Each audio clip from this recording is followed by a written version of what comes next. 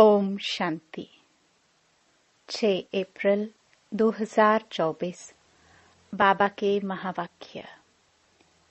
मीठे बच्चे, श्रीमत पर अच्छी सर्विस करने वालों को ही राजाई की प्राइज मिलती है। तुम बच्चे अभी बाप के मददगार बने हो, इसलिए तुम्हें बहुत बड़ी प्राइज मिलती है। प्रश्न।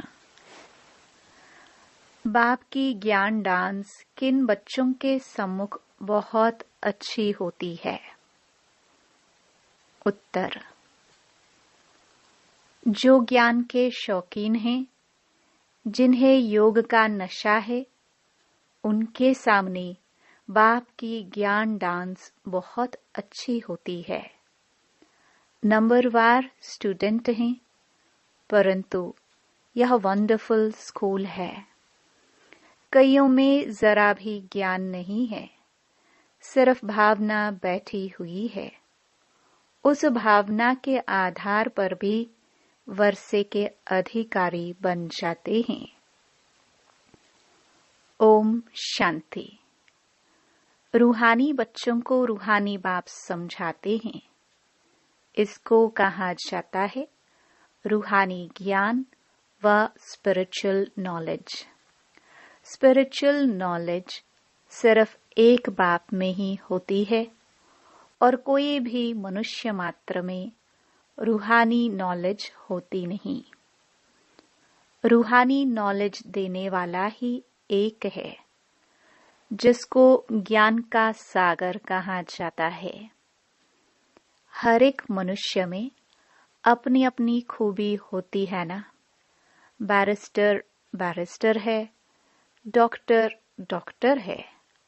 हर एक की ड्यूटी पार्ट अलग अलग है।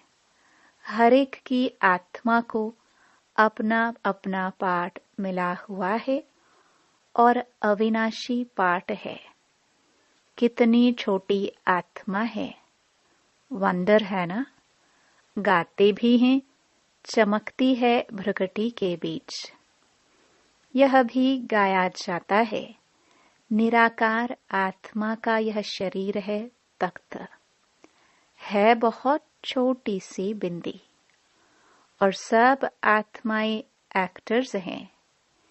एक जन्म के फीचर्स न मिले दूसरे से, एक जन्म का पाठ न मिले दूसरे से। किसको भी पता नहीं है कि हम पास्ट में क्या थे, फिर फ्यूचर में क्या होंगे। यह बाप ही संगम पर बैठ समझाते हैं। सुबह को तुम बच्चे याद की यात्रा में बैठते हो तो उझाई हुई आत्मा प्रज्वलित होती रहती है, क्योंकि आत्मा में बहुत जंग लगी हुई है। बाप सोनार का भी काम करते हैं। पतित आत्माएं जिनमें खाद पड़ती है, उनको प्योर बनाते हैं। खाद पड़ती तो है ना। चांदी, तांबा, लोहा आदि नाम भी ऐसे हैं। गोल्डन एज, सिल्वर एज, सतो प्रधान, सतो रजो तमो। यह बातें और कोई भी मनुष्य गुरु नहीं समझाएंगे, एक सतगुरु ही समझाएंगे। सतगुरु का अकाल तख्त कहते हैं ना। उस सतगुरु को भी तख्त चाहिए ना। जैसे तुम आत्माओं को अपना अपना तख्त है, उनको भी तख्त लेना पड़ता है। कहते हैं मैं कौन सा तख्त लेता हूँ। यह दुनिया में कोई को पता नहीं है। वह तो नेति नेति कहते आए हैं, हम नहीं जानते हैं। तुम बच्चे भी समझते हो, पहले हम कुछ भी नहीं जानते थे। जो कुछ भी नहीं समझते हैं, उनको बेसमझ कहा जाता है। भारतवासी समझते हैं हम बहुत समझदार थे। विश्व का राज्य भाग्य हमारा था। अब बेसमझ बन पड़े हैं। बाप कहते हैं, तुम शास्त्र आदि भल कुछ भी पढ़े हो, यह सब अब भूल जाओ। सिर्फ एक बाप को याद करो। गृहस्थ व्यवहार में भी भल रहो। सन्यासियों के फॉलोअर्स भी अपने अपने घर में रहते हैं। कोई कोई सच्चे फॉलोअर्स होते हैं तो उनके साथ रहते हैं। बाकी कोई कहाँ रहते हैं। तो यह सब बातें बाप बैठ समझाते हैं। इसको कहा जाता है ज्ञान की डांस। योग तो है साइलेंस, ज्ञान की होती है डांस।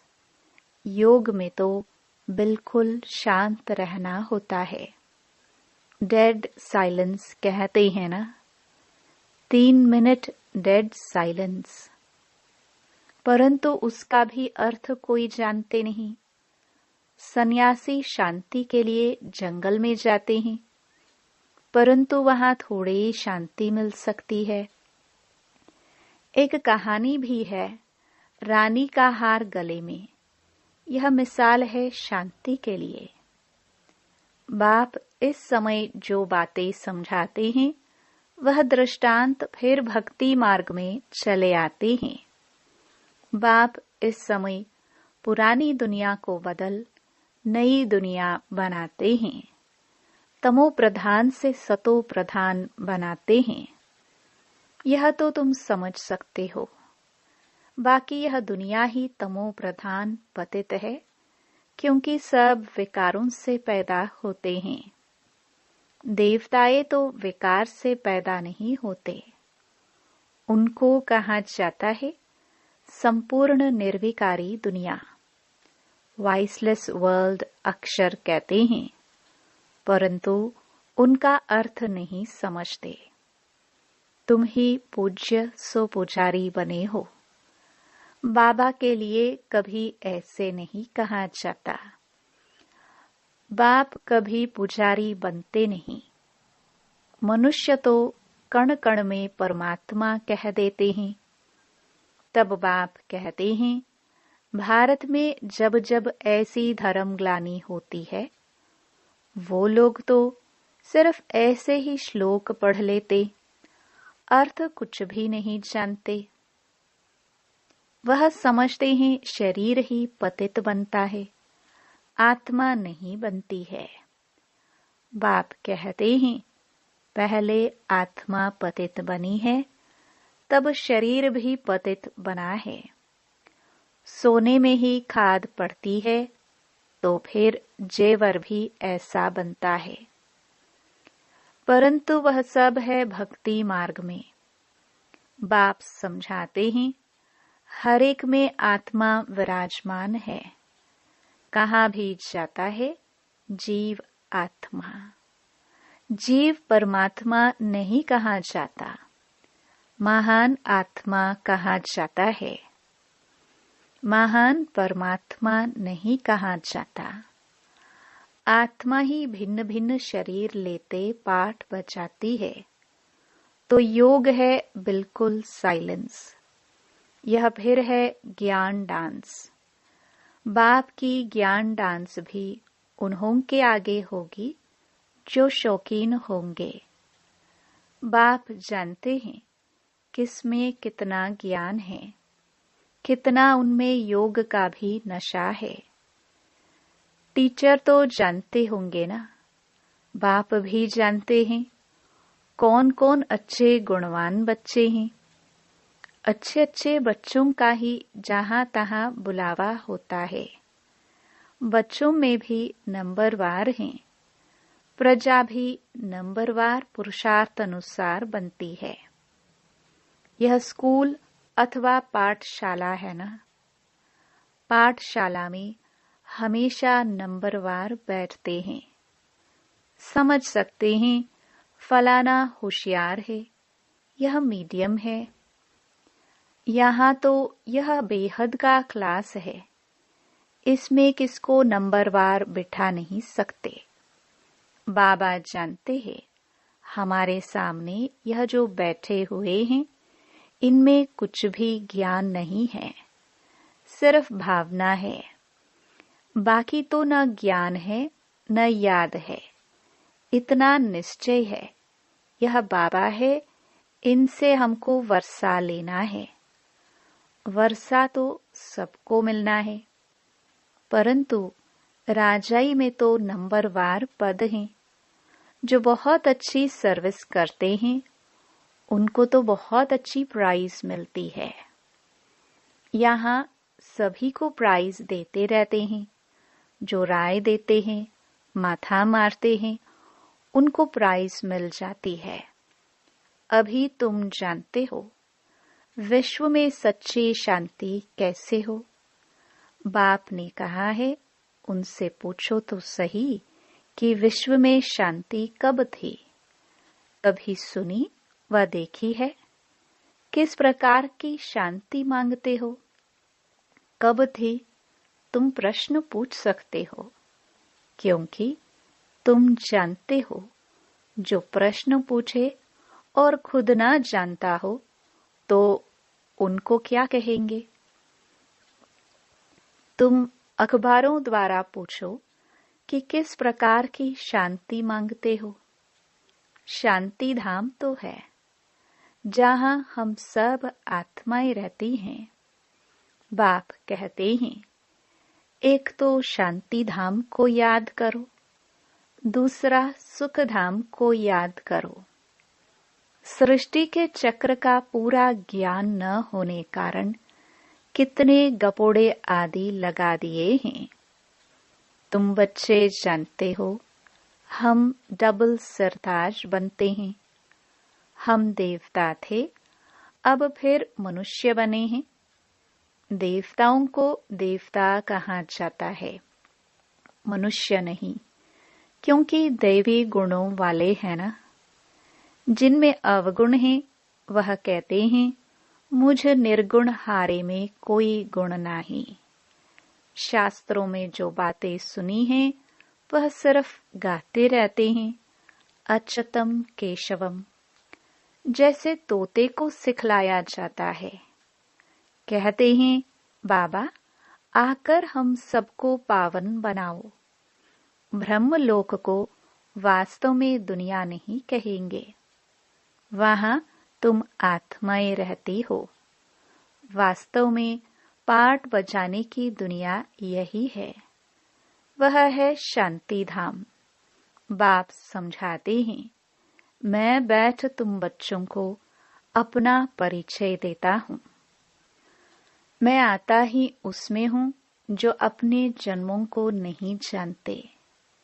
यह भी अभी सुनते हो, मैं इनमें प्रवेश करता हूँ। पुरानी पतित दुनिया रावण की दुनिया है। जो नंबर 1 पावन था, वही फिर नंबर लास्ट पतित बना है। उनको अपना रथ बनाता हूँ। फर्स्ट सो लास्ट में आया है, फिर फर्स्ट में जाना है। चित्र में भी समझाया है, ब्रह्मा द्वारा मैं आदि सनातन देवी देवता धर्म की स्थापना करता हूँ। ऐसे तो नहीं कहते हैं देवी देवता धर्म में आता हूँ। जिस शरीर में आकर बैठते हैं वही फिर जाकर नारायण बनते हैं। विष्णु कोई और नहीं है। लक्ष्मी नारायण अथवा राधे कृष्ण की जोड़ी कहो। विष्णु कौन है यह भी कोई नहीं जानते हैं। बाप कहते हैं, मैं तुमको वेदों शास्त्रों सब चित्रों आदि का राज समझाता हूँ। मैं जिसमें प्रवेश करता हूँ वह फिर यह बनते हैं। निवृत्ति मार्ग है ना, यह ब्रह्मा सरस्वती फिर वह लक्ष्मी नारायण बनते हैं। इनमें ब्रह्मा में मैं प्रवेश कर ब्राह्मणों को ज्ञान देता हूँ। तो यह ब्रह्मा भी सुनते हैं, यह फर्स्ट नंबर में सुनते हैं। यह है बड़ी नदी ब्रह्मपुत्रा। मेला भी सागर और ब्रह्मपुत्रा नदी पर लगता है। बड़ा मेला लगता है जहाँ सागर और नदी का संगम होता है। मैं इसमें प्रवेश करता हूँ। यह वह बनते हैं, इनको वह ब्रह्मा सो विष्णु बनने में 1 सेकंड लगता है। साक्षात्कार हो जाता है और झट निश्चय हो जाता है, मैं यह बनने वाला हूँ, विश्व का मालिक बनने वाला हूँ। तो यह गदाई क्या करेंगे? सब छोड़ दिया। तुमको भी पहले मालूम हुआ, बाबा आया हुआ है, यह दुनिया खत्म होने वाली है, तो झट भागे। बाबा ने नहीं भगाया। हाँ, भट्टी बननी थी। कहते हैं कृष्ण ने भगाया। अच्छा, कृष्ण ने भगाया तो पटरानी बनाया ना। तो इस ज्ञान से विश्व के महाराजा महारानी बनते हो। यह तो अच्छा ही है, इसमें गाली खाने की दरकार नहीं। फिर कहते हैं कलंक जब लगते हैं तब ही कलंगीधर बनते हैं। कलंक लगते हैं शिव बाबा पर, कितनी ग्लानि करते हैं।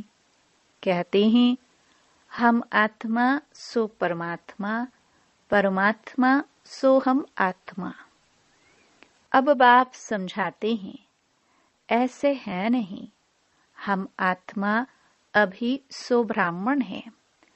ब्राह्मण है सबसे ऊंच कुल। इनको डायनास्टी नहीं कहेंगे। डायनास्टी अर्थात जिसमें राजाई होती है।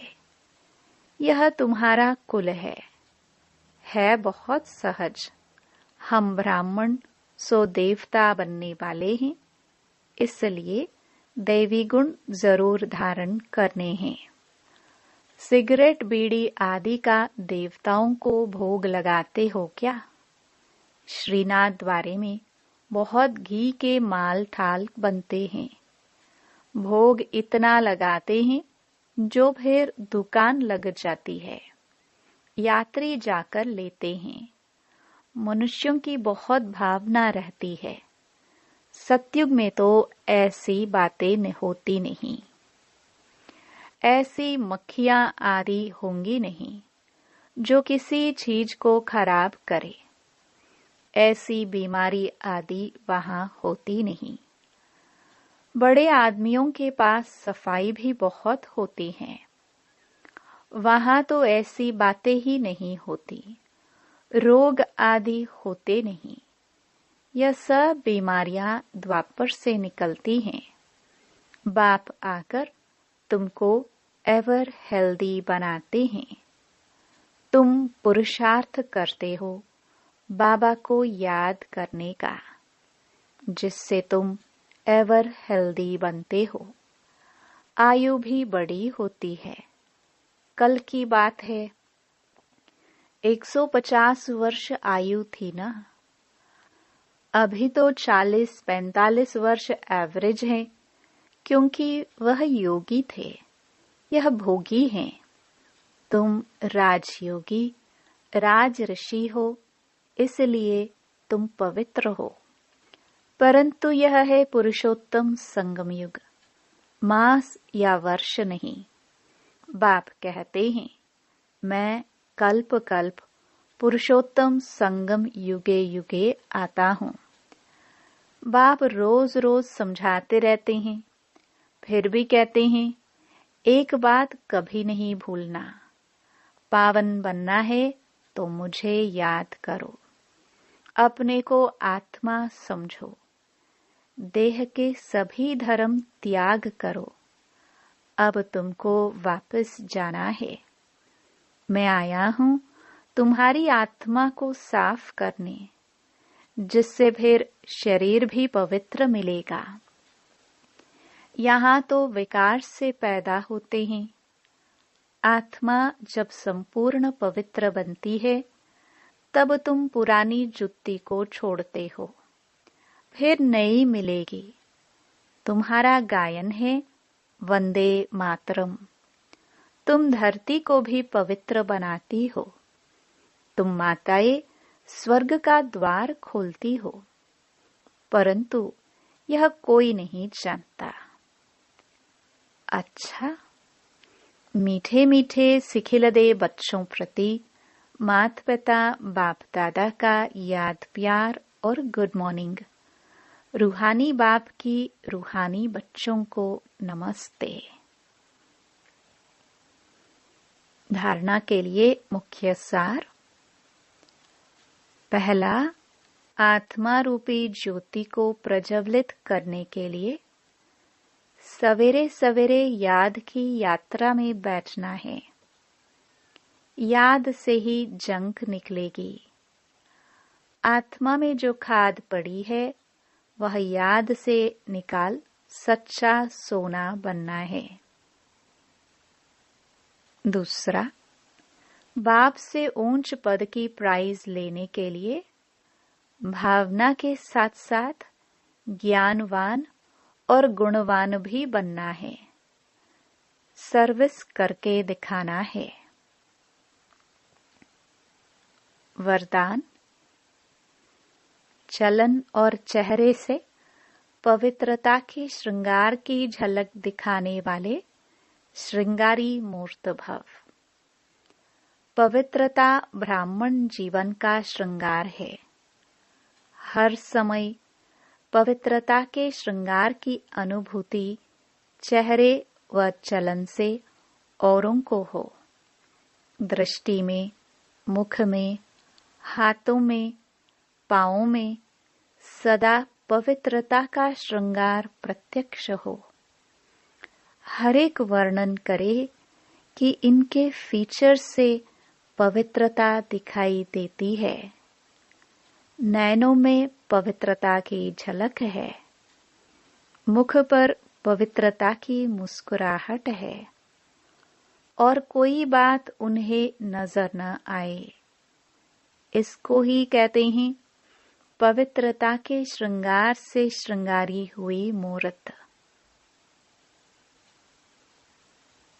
स्लोगन।